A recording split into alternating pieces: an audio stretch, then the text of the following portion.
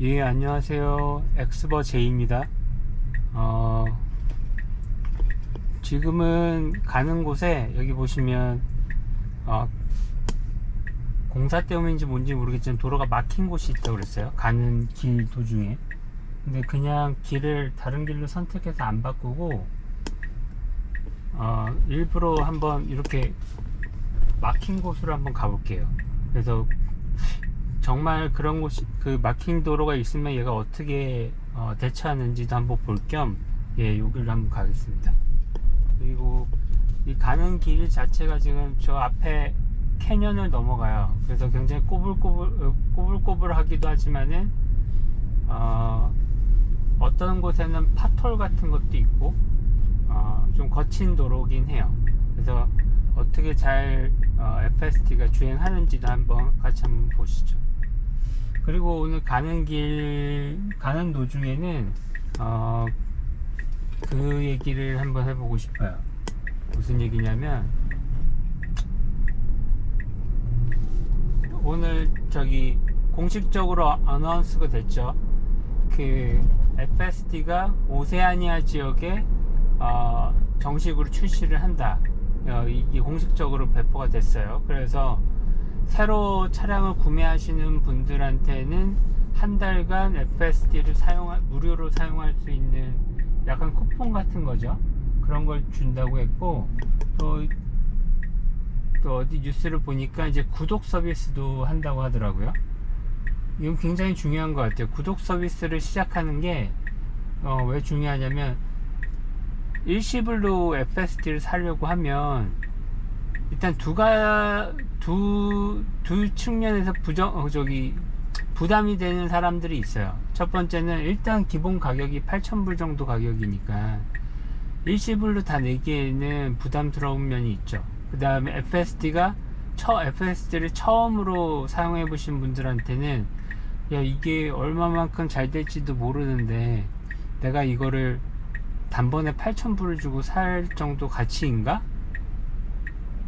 그런 측면이 있을 수 있고요. 또 하나는 기본 정책은 FSD가 트랜스퍼가 되는 게 아니잖아요.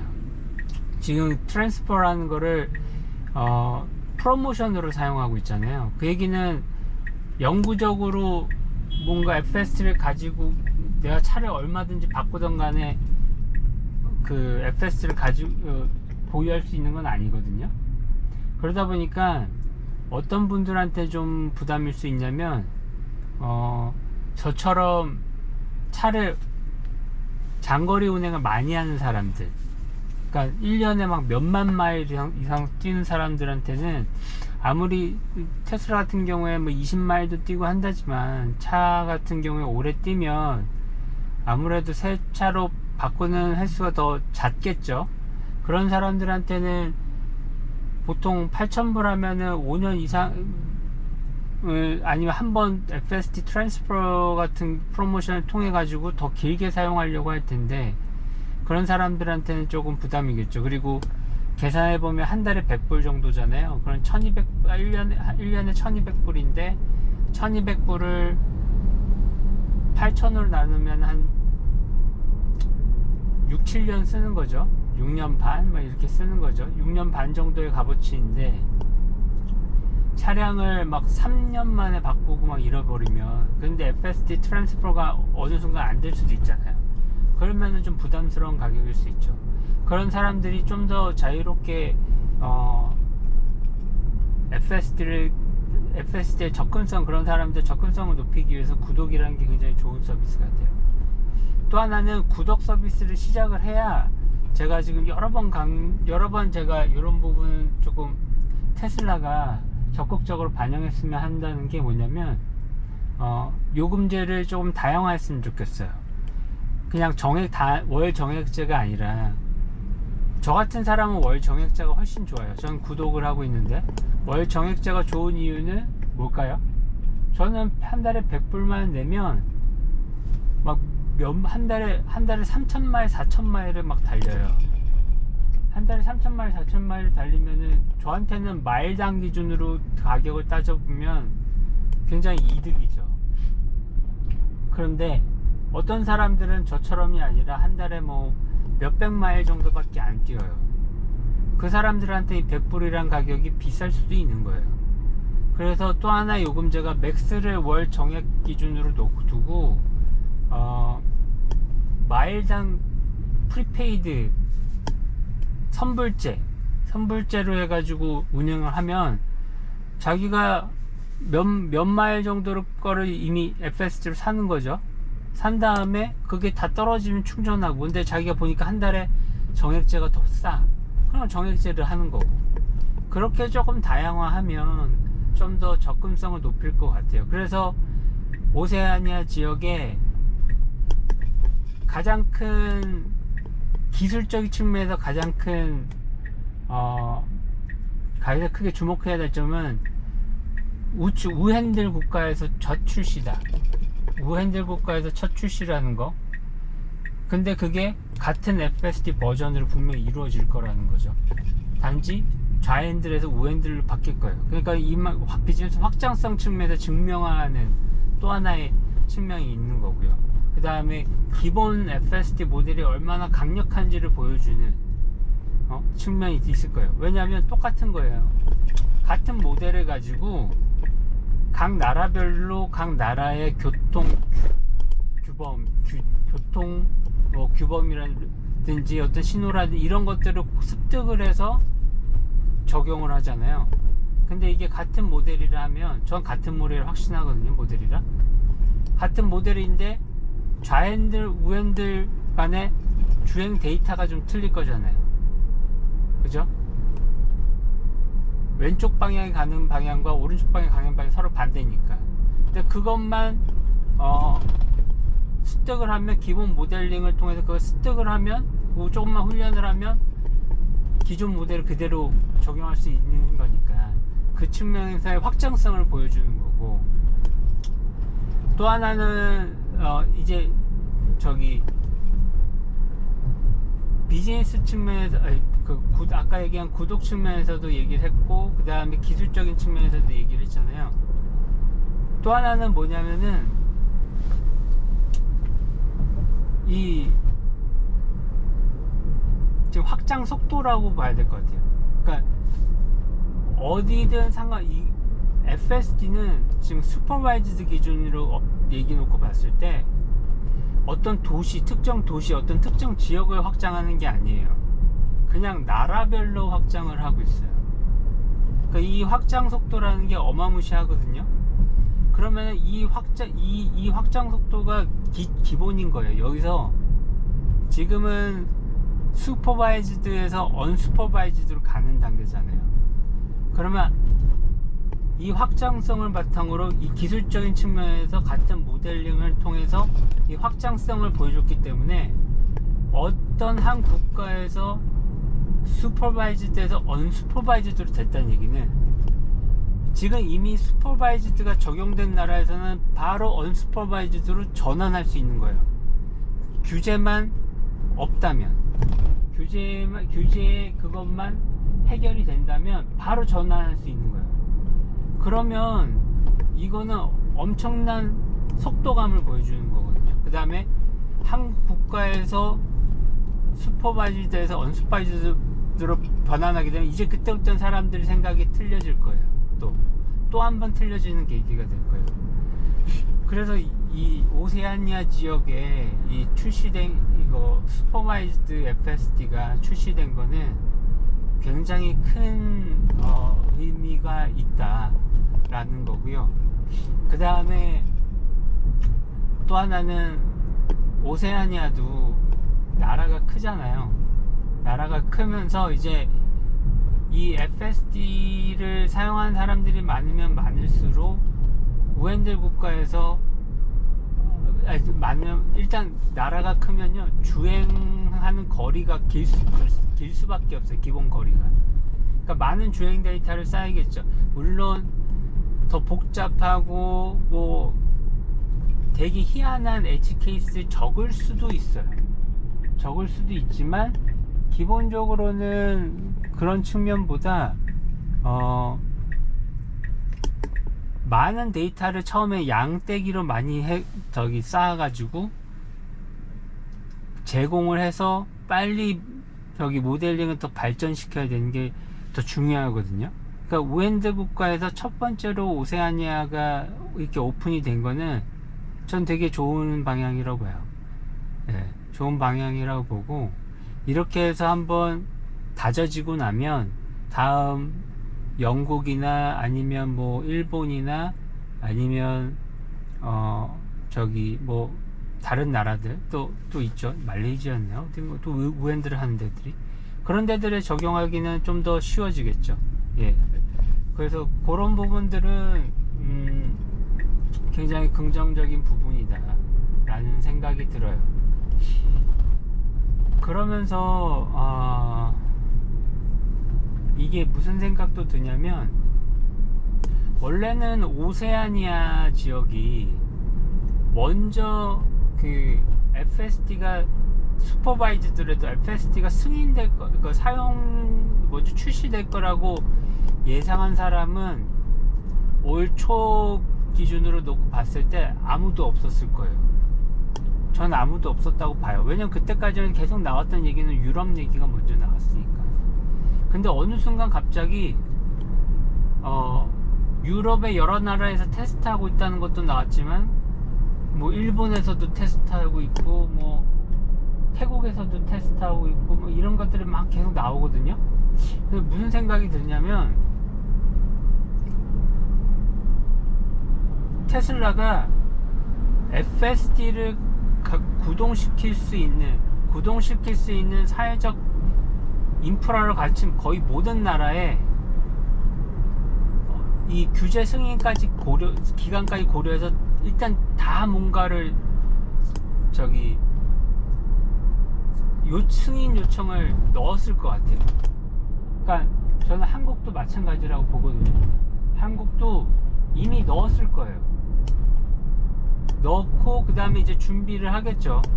나라별로 이제 준비를 하면서 이제 승인이 되면은 바로 도로 테스팅 들어가고 하려고 하겠죠. 그래서 어디 나라에서 어떻게 또 튀어나올지 몰라요. 운이 좋으면은 진짜 올 연말이면은 대륙 기준으로 보면 북미, 중국, 그 다음에 유럽, 오세아니아, 이렇게 되면 거의 대륙 기준으로 거의 대부분의 대륙이 들어가는 거죠. 많은 대륙들이 한 절반은 들어간다고 봐야 될까요? 절반은 들어간다고 봐야 될 것 같은데, 뭐 대륙 기준으로 국가별로 세세하게 따지면 조금 차이는 뭐 물론 이제 그렇게까지는 아니겠지만, 그래서 야, 이거 생각보다 FSD가, 저는 그 생각이 들어요. FSD가 글로벌하게 출시되는 게 예상보다 훨씬 빠를 수 있겠는데? 라는 생각이 지금 계속 들어요. 요즘 제가 그런 얘기 계속 하잖아요. 그 FSD가 AI 힘 때문에, AI의 발전 속도 때문에 일런이 얘기하는, 예전에 일런이 얘기한 인투엑스 얘기하면은 뭐 한 달, 두 달 더 늦어지고 하고 그랬는데, 요즘은 일런이 얘기한 것보다 더 빨라져요. 그래서 생각보다 더 빨리 올 수도 있겠다. 그리고 빨리 승인이 돼서 이렇게 도로 테스팅이든 아니면 여러 사람들이 사용하면서 주행 데이터가 빨리 쌓일수록 이 FSD에 대한 완성도는 점점 더 높아지는 거죠. 점점 더 높아지면 그냥 어느 순간 탁 되면 사람들이, 야, 이건 믿을만 하겠는데? 많은 사람들이 이렇게 될 거예요. 물론 저는 지금도 충분히 하다고 생각하지만, 그냥 보통 사람들 기준으로 봤을 때 그냥 아무 거부감 없이, 야, 이거 그냥 사도 되겠다, 이거 그냥 내가 구독해서 써도 되겠다, 이런 기준이 될 것 같아요. 예. 그래서 엄청 저는 이게 되게 상당히 의미가 있다고, 그러니까 저는 조금 다르게 보는 게, 기술적인 거는 저는 솔직히 좌핸들이든 우핸들이든 얘는 기본 모델 베이스가 워낙 좋기 때문에 어떤 나라들 갖다 놔도 조금만 공부를 시키면 금방 다 할 수 있다고 생각하기 때문에 별 걱정 안 해요. 저는 이미 너무 많이 경험을 했기 때문에 그런 거 갖고 걱정하는 사람은 아니에요. 근데 그런데 이 비즈니스 측면에서 봤을 때 이 확장력을 테슬라가 전략적으로 어떻게 최대한 빨리 확장하기 위한 전략을 짰는지가 지금 좀 보이는 것 같아요. 그래서 이거 문어발식이라고 표현한 게 아니라 그냥 모든 것을 한꺼번에 다 지금 해서 오퍼를 넣고 일단 되는 것을 빨리 런칭할 수 있도록 지금 대비를 하는 것 같아요. 시나리오 지금 그런 느낌이 좀 강하게 듭니다. 지금 제가 요 영상을, 이런 FSD 영상을 찍고 하면서 일단 제 목소리를 좀 변조를 시켰어요. 좀 변조를 시켰는데, 또 이제 차량 안에 있다 보니까, 제가 구형 모델 Y다 보니까 차량 안에서 이렇게 얘기를 하다 보니까 마이크가 없이 얘기를 하니까 조금 소리가 고르지 않나 봐요. 그런 점은 좀 양해를 해주시고, 제가 지금 마이크는 하나 지금 찾아보고 있거든요. 그래서 그거는 제가 구매를 하고 나면 조금 더 영상의 질이 음질이 좀 더 나아질 것 같아요. 예. 그런 점은 조금 양해를 해주세요. 예, 해주시고, 지금까지도 이 구불구불한 캐년길을 주행하는데 이런 길을 주행해 왔거든요. 근데 뭐 전혀 제가 뭐 당황하거나 아니면 조금 불안해하거나 그런 거 없잖아요. 거의 뭐 팔짱 끼고 오거나 막 두 손을 막 이러면서 오니까. 네. 그만큼 안전해요. 안전하고 잘하고. 예. 근데 이제 제가 계속 강조하는 부분이 이거예요. 자율주행 소프트웨어도 실수할 수 있어요. 100%라는 건 이 세상에 저는 없다고 생각하는 게 맞는 것 같아요. 실수할 수 있는데, 실수에 어떻게 대응하느냐. 지금 사람이 갑자기 뒤를 도니까 반응해서 살짝 옆으로 갔죠. 혹시나 튀어나올까. 그만큼 안전해요. 그래서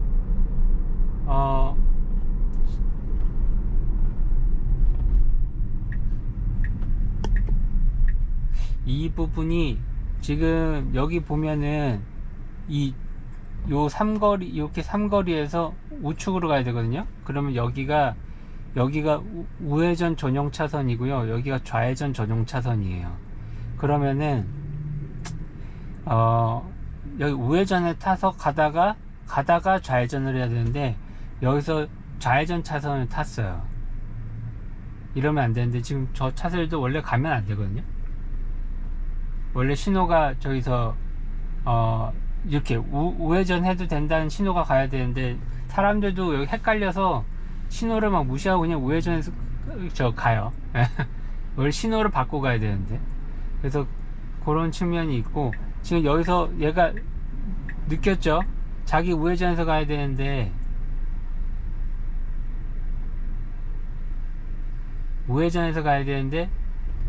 우측에 차량을 가는데 왼쪽에 안 가니까, 내가 잘못 탔구나, 이렇게 판단한 거예요. 그래서 우측으로 이제 이동을 해서 지금 가는 거예요. 그러니까 실수할 수 있어요. 실수하는데, 정말 이런 AI 두뇌가 없는 것들은 실수했을 때 뭐냐면 어찌할 줄 모르기 때문에 멈춰버려요.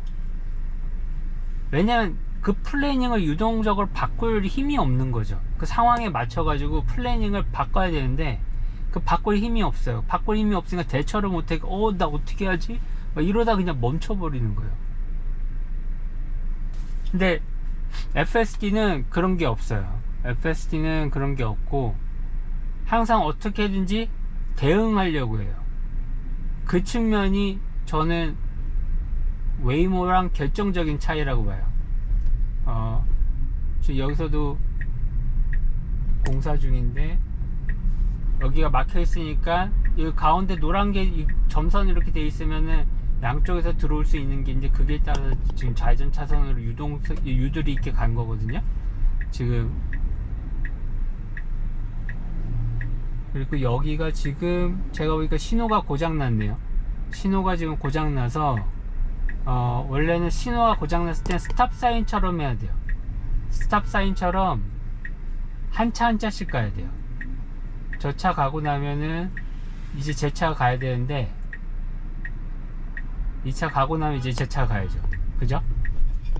스탑 사인처럼 잘 했는데 이 차들이 순서를 어긴 거예요. 순서를 어긴 거예요. 이제는, 예전에는 이런 거 있으면은 저기 어떻게 할지 몰라가지고 못 가요. 얘도 못 갔었어요. 12한 5 전에 버전들, 그래서는 잘 못 갔어요. 일단 5, 6일 때는 성공률이 한 70% 이렇게 올라갔고, 버전 13 되면서는 거의 이런 거에 대응을 잘 하죠. 예, 잘하고. 그러니까 그런 부분들을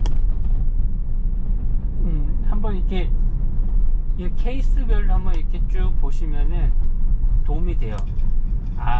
점점 처음 항상 문제가 어떻게 발생했을 때, 이게 처음에는 아예 못하다가 그 다음에는 인지 정도 하는 수준이었다가 그 다음에는 성공률이 한 50%, 그 다음엔 70%, 그러다가 어느 순간은 확 돼요.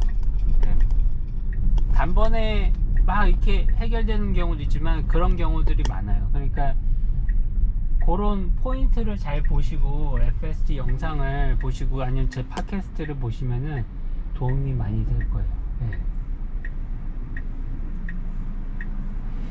그리고 이건 제가 또 팟캐스트를 한 이유 중에 하나는 이렇게 얼마만큼 제가 차 안에서 편안하게 어떤 대본도 없이 짜여진 각본도 없이 그냥 제가 생각한 주제가 그냥 있으면은 그냥 나 이런 얘기 한번 해보자 하고 자유롭게 지금 얘기하는 형식이거든요.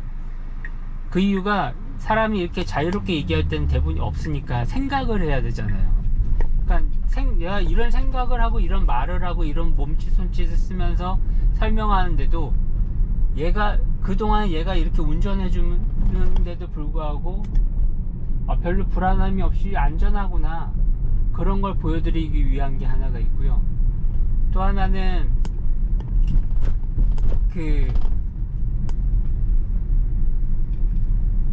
순간 까먹었네. 또 하나는 이 뭐냐면은 이 FSD를 제가 이건 순간 까먹었어요. 지금 방금 하고 싶은 얘기가 있었는데 또 하나는 뭐냐면 대부분 FSD 영상을 몇 배속으로 올리거든요. 2배속, 4배속, 5배속, 6배속. 근데 여기 지금 길을 막아놨어요. 여기 지금 길을 도로 클로즈 됐거든요. 그래서 어떻게 하는지 볼게요. 길을 막아놔서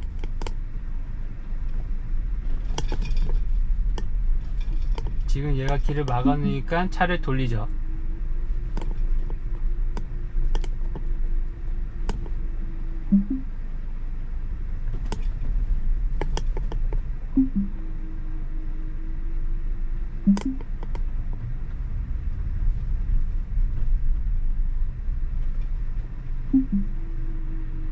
차를 돌렸다가 지금 얘가 내비게이션이 주행 갈 길을 다시 재검색해서 이쪽 길로 가라 그러니까 지금 간 거예요. 베스트는 보자마자 우회전을 하는 게 베스트긴 했어요. 베스트긴 했는데 저번 때는 바로 보자마자 우회전을 했어요. 저번 때는 제가 한번 따로 이렇게 짤처럼 짧은 영상으로 이제 올렸었는데 바로 우회전을 했어요. 오늘은 바로 우회전은 아니지만 앞으로 가니까 도로가 막혔네, 일단 차를 돌리자. 그래서 차를 돌리다가 보니까 얘가 길을 다시 재검색했는데 아까 저쪽 우회전에서 우회전길로 가면 되는구나 라고 판단하고 지금 차를 다시 돌린 거예요. 그죠? 아 진짜 똑똑해요. 네. 그래서 지금 다시 돌아오면 왜 제가 이 팟캐스트 하려고 했냐면, 원본 영상으로 올려야 솔직히 이런 미세한 것들, 미세한 의사결정, 미세한 판단력, 그 다음에 실행력, 반응 속도, 이게 보이거든요. 근데 몇 배속을 하면 그게 안 보여요. 예전에는 얘가 처음부터 끝까지 손을 안 대고 주행할 수 있냐에 포커스를 하다 보니까 몇 배속을 해도 그게 얘 핸들을 안 잡고 개입을 안 해도 주행할 수 있구나, 이것만 보면 되니까 그렇게 해도 잘하네, 이제 잘하고 있구나, 이게 보이지만은, 지금은 그거는 이제 당연한 게 됐잖아요. 당연한 게 된 상황에서 몇 배속을 하다 보면은 이 안에서 그럼 얼마만큼 얘가 안전하게 올바른 의사결정을 통해서 주행하고 있느냐를 확인할 수가 없는 거예요. 그리고 어떤 상황에 얼마만큼 빠르게 반응하지, 이게 보이지 않는 거예요. 그 다음에 한 가지 다들 아쉬웠던 게, 그런 상황에서 이걸 경험해보지 못하셨던 분들은 이 상황이 어느 상황인지 영상에서만 보면 잘 모르거든요. 근데 이거를 설명을 해주면은 이렇구나 라고, 운전을 다들 오래 했기 때문에 이해가 되잖아요. 그래서 제가 이래서 팟캐스트를 해야겠구나 라는 생각이 들더라고요. 방금 그런 상황처럼, 방금 얘가 왜 여기서 공사 구간을 만났는데 처음에는 빠르게 판단하지 못해서 우회전을 안 했는데 앞으로 가보니까 막혔어. 이제 차를 돌려야겠구나. 근데 다시 또 돌아가지고 아까 우회전길로 가네. 왜 그랬을까? 내비게이션에서 길을 찾아놔서. 그러니까 이 흐름을, 생각의 흐름, 의사결정의 흐름을 그냥은 모르잖아요. 그냥은 모르는데 이렇게 설명해드리면 알 수 있으니까. 그래서 팟캐스트를 시작했는데 딱 그런 좋은 장면이 하나 나왔네요. 예, 오늘 일단 좀 도착을 했고요. 제 영상은 여기서 마칠게요. 예, 시청해주셔서 감사하고요. 꼭 좀 좋아요, 구독 부탁드릴게요. 그 다음에 X에서 재게시 그 다음에 피드백도 좀 부탁드릴게요. 예, 감사합니다.